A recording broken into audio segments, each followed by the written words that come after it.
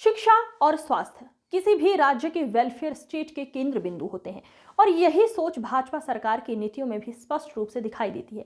इसी दृष्टिकोण के तहत स्वास्थ्य विभाग को 12,645 करोड़ का बजट आवंटित किया गया है। जितनी दिल्ली में ड्रेन्स हैं, बड़ी ड्रेन्स हैं, उसमें सरकार का ये सोचना है कि हम उन ड्रेन्स के ऊपर सोलर पैनल लगाएं और सोलर पैनल्स के माध्यम से दिल्ली में क्लीन एनर्जी जनरेशन को संभव करें। तो इस श्रृंखला में इस बार सरकार आगे बढ़ेगी और इनोवेटिव आइडियाज के साथ काम करते हुए हम दिल्ली को बेहतर बनाने का प्रयास करेंगे। अध्यक्ष जी, हमने एमसीडी के साथ मिलकर के दिल्ली में पार्किंग की समस्या को सुलझाने के लिए कई नई पार्किंग्स पे काम शुरू किया है और इस साल उस श्रृंखला में मुझे लगता है कि कई पार्किंग्स को हम आगे बढ़ाएंगे और उनको फंड भी देंगे। मैं बात करना चाहूंगी बिजली विभाग की। और अध्यक्ष महोदय, हमारा टारगेट है दिल्ली को अनडिस्टर्ब्ड पावर सप्लाई मिलनी चाहिए, लगातार मिलनी चाहिए।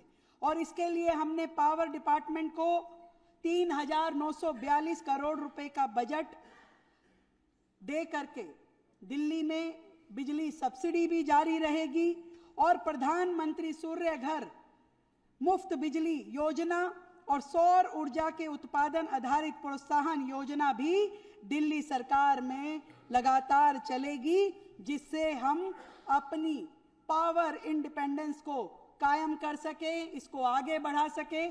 दिल्ली अब सौर ऊर्जा की तरफ तेज गति से बढ़ेगी और काम करेगी। अध्यक्ष जी, एक बड़े मशहूर शायर ने एक बात कही कि दिल्ली कहाँ गई तेरे कूचों की रौनक, कि दिल्ली कहाँ गई तेरे कूचों की रौनक, गलियों से सर झुका के गुजरने लगा हूं मैं। हम जहां जाते हैं हम देखते हैं तारे ही तारे, तारे ही तारे, और जो हादसों का भी कारण बनती हैं, घरों से लोग आसमान तक भी नहीं देख पाते। हमने इस फाइनेंशियल ईयर में दिल्ली में वायरिंग को अंडरग्राउंड करने के लिए अनेक प्रोजेक्ट शुरू किए और उसमें से एक बड़ा प्रोजेक्ट हमने चांदनी चौक में शुरू किया जो कि 160 करोड़ की लागत से था, जहां 52 किलोमीटर लंबी ओवरहेड बिजली की लाइनों को अंडरग्राउंड किया गया। ये किया जा रहा है, ये अपने आप में दिल्ली के ऐतिहासिक चांदनी चौक क्षेत्र के लिए बहुत ही सुंदर कार्य शुरू हुआ है। मैं बहुत बहुत बधाई देती हूं अपने बिजली विभाग को। और इस बार हमने 200 करोड़ रुपए का फंड और दिया है इसी प्रकार के काम को करने के लिए और दिल्ली की सुंदरता बढ़ाने के लिए। शिक्षा और स्वास्थ्य किसी भी वेलफेयर स्टेट के केंद्र बिंदु होते हैं। यही विचार हमारी नीतियों में भी है। हमारी सरकार प्राइमरी से लेकर के इंटेंसिव केयर तक एक मजबूत, सुलभ, किफायती व्यवस्था गढ़ रही है और हमारा ये मानना है कि जो उपचार है वो अधिकार है, उपकार नहीं है, उपकार नहीं है। इसलिए हमने स्वास्थ्य विभाग को 12,645 करोड़ का बजट आवंटित किया है। 12,645 करोड़ रुपए का हमने मादीपुर, सीरसपुर, हथसाल, ज्वालापुरी में उन अस्पतालों को पूरा करने के लिए इस साल 515 करोड़ रुपए का फंड रखा है। राव तुलाराम मेमोरियल हॉस्पिटल, बाबा साहब अंबेडकर हॉस्पिटल और लाल बहादुर शास्त्री हॉस्पिटल में केंद्र के द्वारा पोषित शासकीय योजना इंफ्रास्ट्रक्चर उसको बेहतर हम करेंगे और साथ ही अधूरे पड़े हुए लोकनायक जयप्रकाश हॉस्पिटल एवं सत्यवादी राजा हरिश्चंद्र अस्पतालों का निर्माण कार्य भी इस साल पूरा किया जाएगा। हमने जो 7 आईसीयू अस्पताल पिछली सरकार अधूरे छोड़ के भाग गई थी, उसको पूरा करने के लिए भी 150 करोड़ रुपए का फंड इस वर्ष हमने रखा है।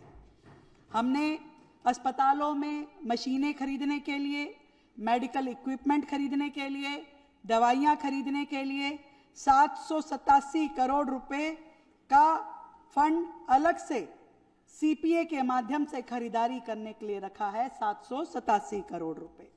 साथ ही प्रधानमंत्री जन आरोग्य योजना जो पिछले साल हमारी सरकार बनने के तुरंत बाद हमने लागू की थी, उसमें हमने पहले जो अंत्योदय के राशन कार्ड थे उनको शामिल किया था, बाद में हमने उसमें आशा वर्कर जोड़ी, आंगनवाड़ी कर्मी जोड़े, उसके बाद हमने दिल्ली की विधवा बहनों को उस कैटेगरी में जोड़ा, दिव्यांग लोगों को उसमें जोड़ा और अभी तक 7.5 लाख लाभार्थियों पर इस सूची को हमने एक्सटेंड किया है। मैं आज इस सदन के माध्यम से एक कैटेगरी और इसमें जोड़ना चाहती हूं और वो है दिल्ली राज्य में रहने वाले ट्रांसजेंडर लोग, उनको भी।